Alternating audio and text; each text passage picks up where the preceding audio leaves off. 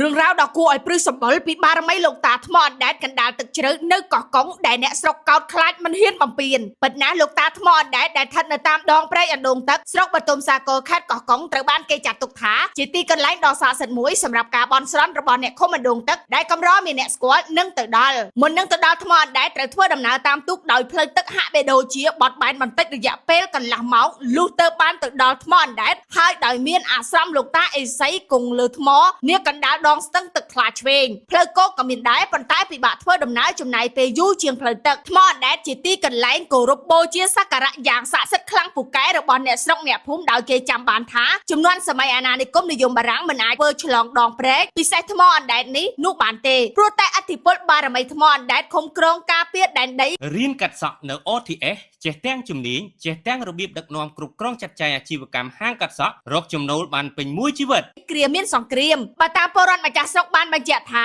ហេតុអ្វីបានជាគេហៅទីនោះថាជាថ្មអណ្ដែតដោយសារតែដុំថ្មមួយដុំអណ្ដែតមិនហូររស័ព្ទទៅណានោះទេខណៈសំកាំងខ្លួននៅលើផ្ទៃទឹករីឯខាងក្រោមជាអន្លង់ទឹកដ៏ជ្រៅរាប់ម៉ែត្រជាជំនឿរបស់ពលរដ្ឋអាចបែបបន់អ្វីតែងតែសម្រេចក្តីប្រាថ្នាប្រសិនបើយើងមានចិត្តបរិសុទ្ធគោរពទៅតាមពាក្យសម្ដីសច្ចៈចំពោះបារមីលោកតាថ្មអណ្ដែតជាទម្លាប់របស់អ្នកភូមិព្រែកតាណងរាល់ពេលថ្ងៃសិលពួកគេតែងតែនាំកូនចៅទៅសែនព្រេនបែបបន់សុំសេចក្តីសុខសេចក្តីចម្រើនតបតាមអ្វីដែលគ្រួសារនីមួយៗ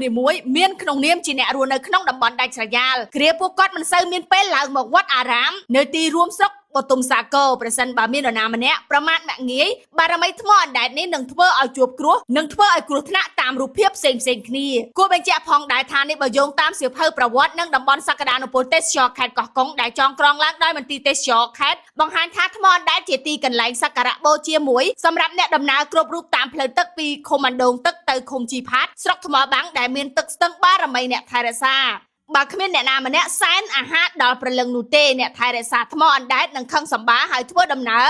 នោះនឹងគ្មានសេចក្តីសុខឡើយលោកអភិបាលស្រុកបទុមសាគរលន់មាត់ពីបារមីលោកអេសីថ្មអណ្ដែតដោយឃើញថាសំបីតែពលរដ្ឋធ្វើដំណើរតាមទូកដែលឆ្លងកាត់ឬរកផលនេសាទក្បែរតំបន់ថ្មអណ្ដែតក៏ពួកគាត់ដោះមួកនិងលើកដៃប្រណម្យសុំសេចក្តីសុខសេចក្តីចម្រើនចំពោះការធ្វើដំណើរដូច្នេះលោកក្រុងរៀបចំជាសហគមន៍ទូកដឹកជញ្ជូនភ្ញៀវទេសចរទៅកាន់ទីនោះដើម្បីបង្កើនភាពទាក់ទាញនិងផ្ដល់ឱកាសការងាររកចំណូលជូនប្រជាពលរដ្ឋមូលដ្ឋានលើវិស័យសេវាទេសចរផងដែរគណៈស្រុកបទុមសាគរនិងខេត្តកោះកុងមានសក្តានុពលផ្នែកអេកូទេសចរធម្មជាតិរឿងរ៉ាវដ៏គួរឲ្យព្រឺសម្បុរពីបារមីលោកតាថ្មអណ្ដែតកណ្ដាលទឹកជ្រៅនៅកោះកុងដែលអ្នកស្រុកកោតខ្លាចមិនហ៊ានបំពេញពិតណាស់លោកតាថ្មអណ្ដែតដែលស្ថិតនៅតាមដងព្រែកអណ្ដូងទឹកស្រុកបទុមសាគរខេត្តកោះកុងត្រូវបានគេចាត់ទុកថាជាទីកន្លែងដ៏ស័ក្តិសិទ្ធិមួយសម្រាប់ការបន់ស្រន់របស់អ្នកឃុំអណ្ដូងទឹកដែលកម្រមានអ្នកស្គាល់នឹងទៅ